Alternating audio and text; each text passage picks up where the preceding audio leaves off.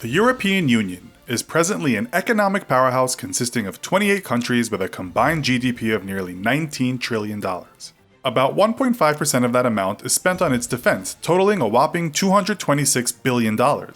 This massive number is still substantially smaller than the $664 billion the United States spends on defense. But it's Russia we'll be focusing on today, the world's second largest military. With a GDP of $1.9 trillion, Russia spends $47 billion on its defense budget. Our question today is, how would the EU, with its 28 different countries, fare if it went up against the well-equipped, military-minded country of Russia? Let's take a look at this hypothetical matchup in this episode of the Infographics Show, the European Union versus Russia. This episode was made possible thanks to our wonderful friends at Easily. Give Easily a try for creating amazing infographics. It's easy and free. The first thing we should point out is that while Russia is indisputably the world's most powerful military behind the US, the UK, France, Germany, and Italy are all considered military powerhouses in themselves, and each country is a European Union member. The UK may have just Brexited, but the divorce from the EU won't be final until March 2019. Right now, the EU has a population of 508 million people, 1.4 million of whom are active military personnel. It also has another 1.7 million people acting as reserves. In terms of manpower, Russia isn't far behind. While its population is a shade of the EU's at 143 million, 2.5 million of Russia's citizens are reserve personnel, with 766,000 currently signed up for active military service. As far as weaponry is concerned, we should broach the not-so-pleasant subject of an all-out nuclear war and the all-but-assured ensuing apocalypse. In the case of such a disaster, Russia is the bigger foe, with a huge arsenal of nuclear weapons. It's also worth pointing out that the US is an ally of Europe, and it has an even bigger arsenal of these megabombs. If we get down to the numbers, Russia reportedly has 1,920 deployed warheads, meaning the missiles are good to go. It has another 5,380 warheads waiting in the wings or ready for dismantlement. The EU has a very small slice of the nuclear pie, with the UK and France being the only proprietors of nuclear weapons in Europe. The UK has 160 deployed warheads, 65 in reserve, while France has 290 deployed warheads and 10 in reserve. All the nukes in the world couldn't destroy humanity through blast force alone, but millions could die, certainly decimating the populations of Europe and Russia. It's thought the biggest of nuclear bombs, Russia's Tsar Bomba, if dropped on a densely populated city such as New York, could kill as many as 7.6 million people on impact. But if Russia and the EU did get into a nuclear war, the eventual radiation fallout and blocking out of the sun would cause massive illness and death, and also ecosystem destruction. Russia versus Europe nuclear war ends in a draw. Both sides lose. On a lighter note, let's have a look at both sides' less destructive weapons. In terms of land weapons, the EU has 6,700 tanks, 48,971 armored fighting vehicles, 2,312 self-propelled guns, 3,492 towed artillery, and 1,069 multiple launch rocket systems.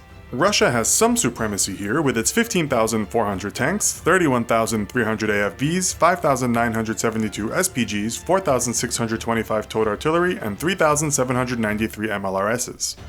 Who has the best tank is a debate in itself, but here each side holds up pretty well. Russia mounts a serious challenge with its T-90S and its new super tank, the next generation T-14 Armata. Europe is no slouch though when it comes to tanks. Highly rated in the best of these armored beasts list is Germany's Army Leopard 2A5, the UK's Challenger 2, and France's Leclerc. In the air, again there's compelling evidence that each side would hold its own if a war should break out. Russia has 3,100 aircraft, including its deadly multi-role fighter, the Sukhoi Su-35, as well as its interceptor, the MiG-31.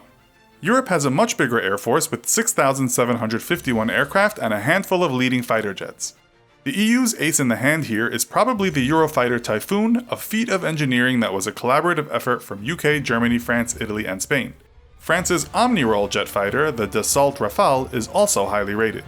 While Britannia Great Britain may have boasted throughout late history that it rules the waves, that may not be the case these days. Britain's Royal Navy is said to be one of the best, but it's still thought to be less powerful than the Russian Navy.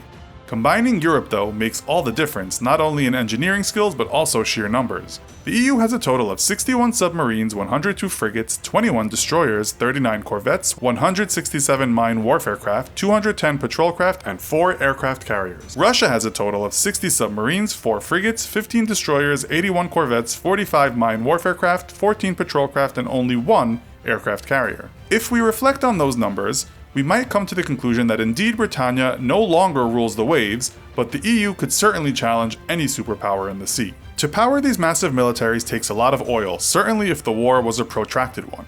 Here the EU was lacking as it only produces about 1.7 million barrels of oil a day while consuming much more than that amount.